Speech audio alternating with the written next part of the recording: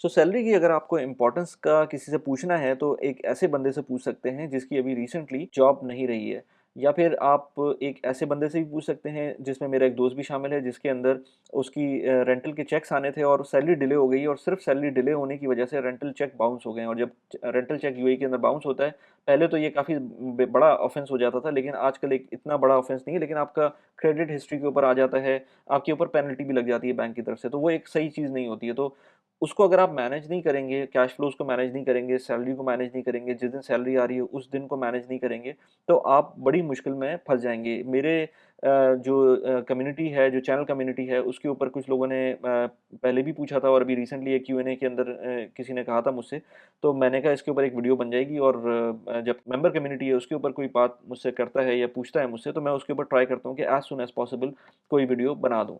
अच्छा, इसके अंदर सबसे पहले जो जीसीसी एक्सपर्ट्स हैं, क्योंकि जो मेंबर थे वो भी जीसीसी के अंदर ही होते हैं, तो जो जीसीसी एक्सपर्ट हैं, उनके हिसाब से अगर देखा जाए तो जो सबसे इम्पोर्टेंट चीज़ ये है कि अपना कॉन्ट्रैक्ट ज़रा सही से पढ़ लें, क्योंकि जो आपकी जो कॉन्ट्रैक्ट है, जो मेरे साथ भी एक इश्यू हुआ था और ये इंसिडेंट हुआ था, मैंने कहा कि ये पहला पॉइंट मैं आपको वैसे ही बता दूँ। आपकी अगर कॉन्ट्रैक्ट में इस तरह से लिखा हुआ आ रहा है कि आपकी सैलरी आपको ज़्यादा मिल रही है कंपेयर टू कॉन्ट्रैक्ट, तो आप ये समझें कि आपकी जो ग्रेच्युटी है वो आपको इसी वक़्त मिलती जा रही है। इसकी एग्ज़ाम्पल मैं आपको इस तरह से देता हूँ कि फ़र्ज़ करें आपकी 20,000 दिरहम सैलरी डिसाइड हुई है कि आपकी कंपनी ने कहा है आपको 20,000 दिरहम सैलरी मिलेगी। अब उसने जो कॉन्ट्रैक्ट बनाया है वो 20,000 दिरहम्स का नहीं है, उन्होंने वो बना दिया है लेट्स से 19,000 दिरहम का। लेकिन वो कह रहे हैं आपको हम 20,000 दिरहम सैलरी देते रहेंगे, इसमें मसला नहीं है। आपको पैसे तो 20,000 दिरहम के मिलेंगे, आपको जो कंपनी का कॉन्ट्रैक्ट है वो 20,000 दिरहम का बनेगा, लेकिन जो मिनिस्ट्री ऑफ ह्यूमन रिसोर्स का जो कॉन्ट्रैक्ट होगा वो 20,000 दिरहम का नहीं होगा, वो 19,000 दिरहम्स का होगा। अच्छा, उसमें ये मेरे साथ कतर में हुआ था। आई डोंट नो कि यूएई में हो सकता है, नहीं हो सकता है, मैंने आज तक यूएई में होते हुए नहीं देखा, लेकिन मेरे साथ ये कतर में हुआ था कि ये जो अमाउंट थी वो कम थी। जो जो एक्चुअल कॉन्ट्रैक्ट था उसमें कम थी, जो कंपनी की तरफ से कॉन्ट्रैक्ट आया था उसमें वो अमाउंट ज़्यादा थी और मुझे वही अमाउंट मिल रही थी बैंक के अंदर जो ज़्यादा अमाउंट थी।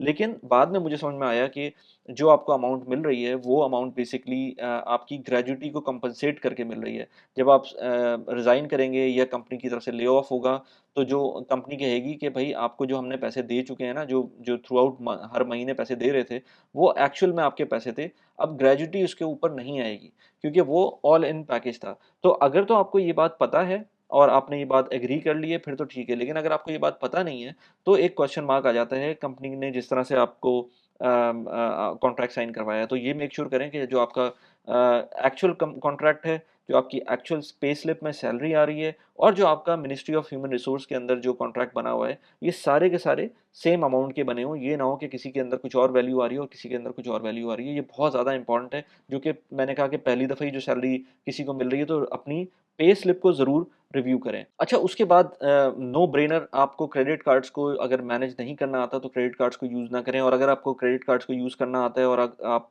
प्रॉपर्ली यूज़ कर रहे हैं और अपना एक सही डायरेक्शन में जा रहे हैं, तो जब भी सैलरी आती है तो सबसे पहले अपने जितने भी क्रेडिट कार्ड्स हैं उनको ज़ीरो कर दें। मैं किसी भी सूरत, किसी भी इन्वेस्टमेंट्स के बारे में बात नहीं करता अगर आपके पास कोई भी ज़रा-सा भी क्रेडिट कार्ड का लोन मौजूद है। चलें पर्सनल लोन होता है, पर्सनल लोन आप हर हल्के-हल्के करके पे ऑफ कर रहे होते हैं। लेकिन जो क्रेडिट कार्ड का लोन होता है उसके हाई इंटरेस्ट होते हैं और वो किसी भी सूरत किसी भी इन्वेस्टमेंट के पॉइंट ऑफ व्यू से वो सही है ही नहीं। और उसका रीज़न ये है कि एनुअलाइज़्ड बेसिस के ऊपर क्रेडिट कार्ड कंपनीज़ आपको 45 टू 50%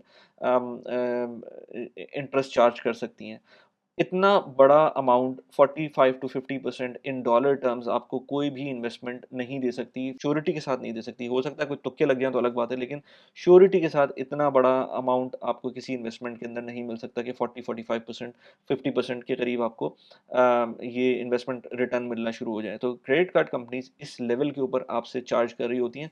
मेक श्योर करें कि क्रेडिट कार्ड के डेट जैसी सैलरी आती है वैसे ही उसको पे ऑफ कर दें। अगला पॉइंट बहुत इंपॉर्टेंट है और जिसके अंदर मैंने मल्टीपल वीडियोज़ भी बनाई हुई हैं कि अपना जो ट्रेस एंड ट्रैक का सिस्टम है वो लाज़मी इम्प्लीमेंट करें। उसके अंदर आपको बजटिंग आनी चाहिए, उसके अंदर आपको पता होना चाहिए कि आपके पिछले महीने के, पिछले 2 महीने के, 4 महीने, 6 महीने, साल के एक्सपेंसेस थे वो किस तरह से गए थे। बहुत छोटे लेवल के ऊपर जाकर आपको ग्रैनुअलिटी उसके ऊपर बना लेनी चाहिए, अगर आप अपने पर्सनल फाइनेंसेस के अंदर स्ट्रगल कर रहे हैं, और अगर नहीं भी कर रहे तब भी एक हाई लेवल आपके पास बजटिंग और जो ट्रेस एंड ट्रैक का सिस्टम है वो इम्प्लीमेंटेड होना चाहिए, ताकि ताकि आपको ये पता हो कि आप कहाँ जा रहे हैं और डायरेक्शन कैसी है। अच्छा, ट्रेस एंड ट्रैक से मुझे एक और चीज़ याद आई कि मैं एक ऐप यूज़ करता हूँ टैप टैप सेंड की, जिसके थ्रू मैं पाकिस्तान पैसे भेजता हूँ।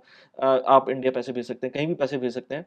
बहुत अच्छी ऐप है जिसके थ्रू आपको कमीशन फ्री रेट्स अच्छे मिलते हैं, और अगर आप मेरा रेफरल कोड यूज़ करते हैं तो उसके अंदर 25 दिरहम्स का आपको वेलकम बोनस मिल सकता है, अगर आप पहली दफ़ा मेरा रेफरल कोड यूज़ करके पैसे ट्रांसफ़र करते हैं। तो इसके अंदर फ़ायदा ये है कि आपके जो पुराने रिकॉर्ड्स हैं वो भी नज़र आ रहे होंगे, आपने जितनी दफ़ा भी ट्रांज़ैक्शन करेंगे वो नज़र आएँगी, जिसको भी भेजे होंगे आपने वो पैसे नज़र आ रहे होंगे। रादर देन अगर आप किसी एक्सचेंज के थ्रू भेजते हैं तो उसके अंदर आपके पास वो पेपर्स आपको ट्रैक के लिए आपको कहीं सँभालना पड़ता है या स्कैन करके रखना पड़ता है। तो यहाँ पर आपको ऐप के अंदर मिल जाएगा। तो जो टैप टैप सेंड है बहुत अच्छी ऐप है, आप मेरा रेफरल कोड यूज़ कर सकते हैं to gain 25 dirhams of referral bonus. अच्छा, इसके अंदर मंथली लेवल तो आपको लाज़मी करना ही है कि प्रीवियस मंथ में क्या हुआ था या आगे फोरकास्टिंग क्या होने वाली है, अगले मंथ्स के अंदर क्या हो रहा है। लेकिन एक आपको एनुअल लेवल के ऊपर भी अपना वर्किंग करनी पड़ेगी, क्योंकि यहाँ पर यूएई के अंदर स्पेशली जो आपके एक्सपेंसेस होते हैं वो मंथली से ज़्यादा एनुअल बेसिस के ऊपर इम्पोर्टेंट होते हैं। आप रेंट जो जा रहा होता है वो एनुअल लेवल के ऊपर जा रहा होता है, भले वो क्वार्टरली जा रहा हो, भले वो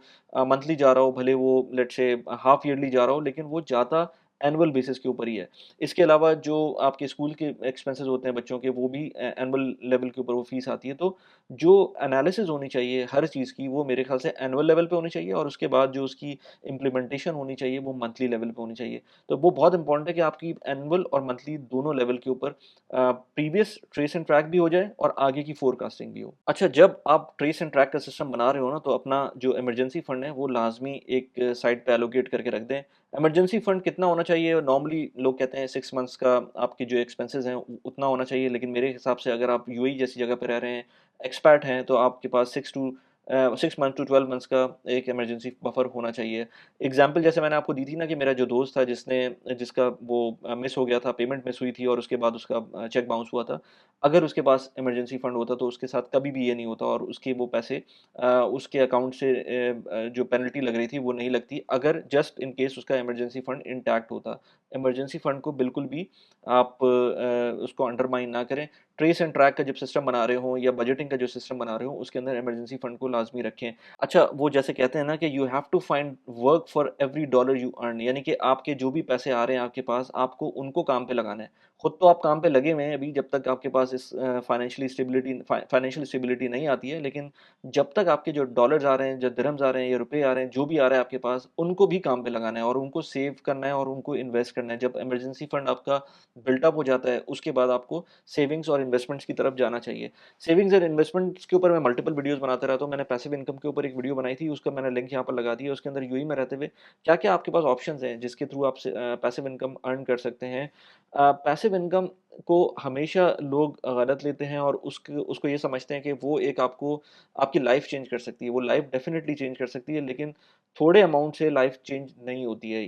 थोड़े टाइम में भी लाइफ़ चेंज नहीं होती है। लाइफ़ चेंज करने के लिए बहुत मेहनत भी करनी होती है और बड़ी अमाउंट भी चाहिए होती है। तो ये काम करने के लिए आपको कॉन्स्टेंटली मेहनत करनी होगी। लेकिन एक बहुत अच्छा उसका जो टूल है, वो है कंपाउंडिंग का। कंपाउंडिंग के थ्रू आप बहुत आराम से एक लॉन्ग पीरियड ऑफ टाइम में सस्टेनेबिलिटी के साथ वेल्थ क्रिएट कर सकते हैं। अच्छा, उसके लिए टूल्स कौन-कौन से यूज़ करने हैं, तो टूल्स मेरे पास मल्टीपल टाइम्स मैं बताता रहता हूँ। मैं सर्वर यूज़ करता हूँ, मैं बराका यूज़ करता हूँ, मैं स्मार्ट क्लाउड यूज़ करता हूँ। ये सारे टूल्स मैं यूज़ करता हूँ, इनके रेफरल लिंक्स मैंने दिए हुए हैं नीचे।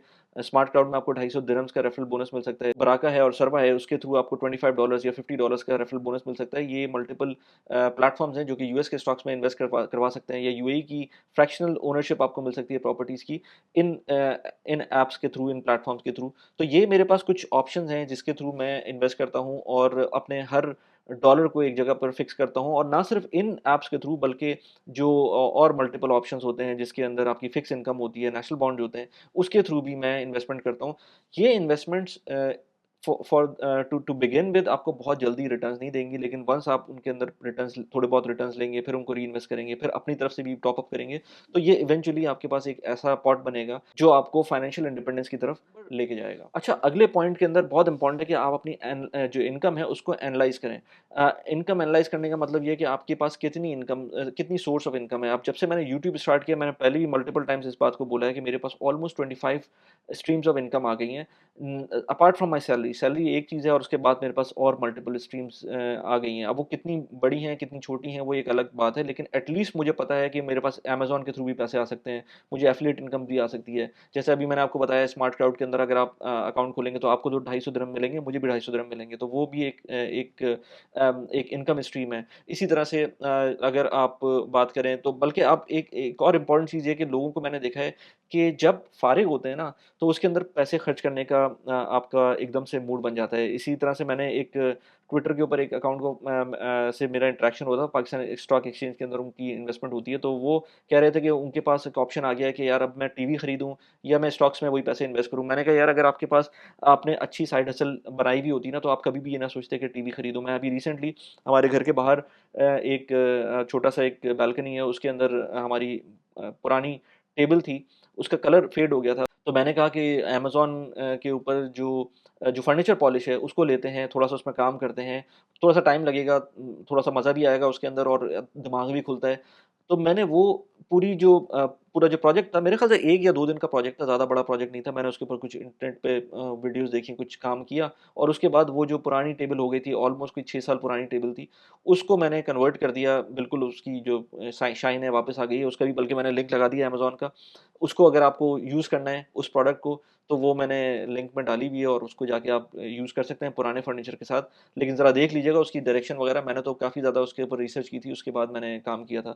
तो वो बिल्कुल जो टेबल है, वो बिल्कुल अच्छी हो गई है और उसके अंदर कम से कम टेबल तो अच्छी हो गई थी, चेयर्स को मैंने बाद में करना था, लेकिन ये आपके पास हॉबीज़ होनी चाहिए, आपके पास साइड इनकम्स होनी चाहिए, जिसके थ्रू आप प्रोडक्टिव रह सकें, जिसके थ्रू आप अपना टाइम अच्छी तरह से स्पेंड कर सकें। टाइम स्पेंड करना बहुत इम्पोर्टेंट है, जो कि आप जब आप एनालाइज़ करते हैं ना कि आपकी सैलरी कहाँ आ रही है, आपके एक्सपेंसेस कितने हैं, अगर आपको लगता है कि एक्सपेंसेस ज़्यादा हैं, सैलरी कम है, तो आप और क्या-क्या कर सकते हैं उसके अंदर, जो आप अपनी इनकम को बढ़ा सकें। तो वो बहुत इम्पोर्टेंट है। Apart from budgeting, apart from forecasting, apart from अपने पैसों को सही से मैनेज करना, इन्वेस्ट करना, इनकम भी बहुत ज़्यादा इम्पोर्टेंट है।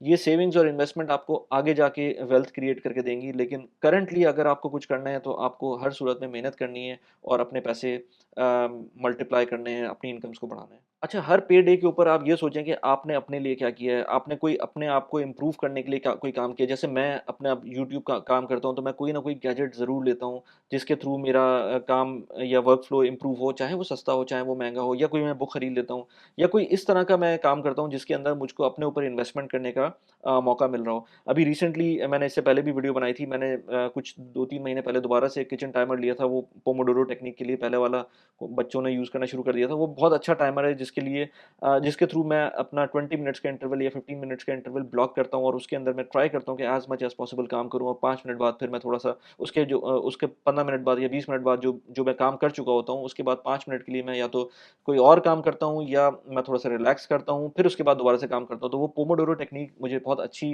उसने प्रोडक्टिव डायरेक्शंस दी हैं, जिसकी वजह से मैं काफ़ी ज़्यादा प्रैक्टिकली इम्प्रूव करता हूँ अपने कामों के अंदर। तो वो उसका अगेन किचन टाइमर का भी मैंने रेफरल लिंक डाल दिया नीचे अमेज़न का, अगर आपको लेना है तो वो बहुत अच्छी चीज़ है। बहुत छोटी-सी चीज़ है, बहुत यूटिलिटी उसकी बहुत अच्छी है, तो वो अपने डेस्क के ऊपर रख लें, मैग्नेटिक है वो स्टिक भी हो जाती है। उससे मुझे बड़ा फ़ायदा हुआ है और इससे इस तरह से कोई भी छोटी-छोटी चीज़ें जो आप लेते हैं, तो उसमें आपको अपनी जो वर्क प्रोडक्टिविटी है, वो बढ़ाने में हेल्प मिलती है। चाहे वो आपका कोई महँगा आईफ़ोन हो, मैं इस चीज़ का प्रोपोनेंट नहीं हूँ कि आप महँगा आईफ़ोन खरीदें। मेरे लिए वो आईफ़ोन डिफरेंट किस्म की एक यूटिलिटी में आता है। कोई एज़ सच लग्ज़री नहीं है, लेकिन बहुत सारे लोग होते हैं, उनको वो सिर्फ़ और सिर्फ़ लग्ज़री के लिए चाहिए होता है। तो वो आपके ऊपर डिपेंड करता है कि आप किस तरह से एक्सपेंस करते हैं, किस तरह से अपने आप को ट्रीट करते हैं। लेकिन मेरे ख़्याल से बहुत ज़्यादा एक्सपेंसिव कोई चीज़ नहीं होनी चाहिए। आप बहुत छोटी चीज़ों से भी अपनी प्रोडक्टिविटी इंक्रीज़ कर सकते हैं। इसके बाद एक और बहुत इम्पोर्टेंट चीज़ ये है कि अगर आप यूएई में हैं, तो आपको टैक्सेस तो नहीं लगते। लेकिन अगर आप यूएई से बाहर जाते हैं तो आपको टैक्सेस लग सकते हैं, आपकी इनकम के ऊपर टैक्स लगता है, तो आपको ये सारी चीज़ें पता होना चाहिए कि कैसे अपने टैक्स को कम से कम कर सकें। मेरे कुछ दोस्त जब यहाँ से यूएई से मूव करते हैं या जीसीसी कंट्रीज़ से मूव करते हैं, कनाडा, यूके या इस तरह की जगहों पर, तो उनको टैक्स का एलियन कॉन्सेप्ट लगता है। मुझे भी अब पिछले 15 साल से मैं यूएई में हूँ, तो मैं तो टैक्सेस के बारे में जानता ही नहीं हूँ कि टैक्स क्या होता है। तो अगर मैं फ़र्ज़ करें इमिग्रेट करता हूँ कहीं और मैं वहाँ जाकर देखता हूँ कि यार ये टैक्स का सिस्टम क्या है, तो मुझे पूरा समझना पड़ेगा उसको। तो ये चीज़ एंटिसिपेट करनी चाहिए आपको। अगर आप ऑलरेडी टैक्स दे रहे हैं, तो आपको पता होना चाहिए कि क्या-क्या टैक्स कोड है, किस तरह से आप अपने ये पे डे के ऊपर अपनी जो जो टैक्स में पैसे जा रहे हैं, इनको किस तरह से बचा सकते हैं। अदरवाइज़ या फिर बचा सकते हैं या इसके अलावा इन पैसों को इन्वेस्ट कर सकते हैं ताकि बाद में जब आपको ये टैक्स ये पैसे मिलें तो उनके ऊपर टैक्स कम लगे। तो इसमें बहुत सारी चीज़ें मैंने एक एक पॉडकास्ट की थी इंग्लिश चैनल के ऊपर बहरूज के साथ, उसको जाके देख सकते हैं। उसपे हमने ये टैक्स के बारे में थोड़ी-सी बात की थी। लेकिन अगर आप जीसीसी कंट्रीज़ में हैं, तो आपको टैक्स की फ़िक्र करने की ज़रूरत नहीं है। अगर आप सैलरीड इंडिविजुअल हैं और आपको इनकम टैक्स की बात करें तो ज़ीरो इनकम टैक्स है।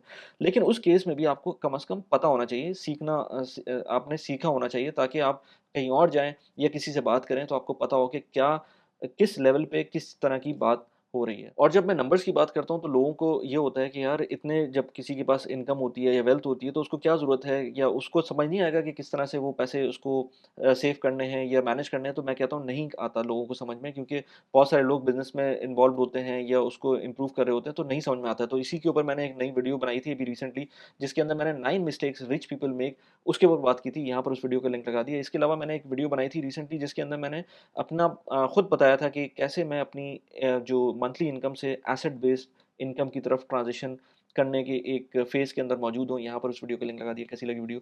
प्लीज़ मुझे बताइएगा। Thanks for watching the video. Bye bye.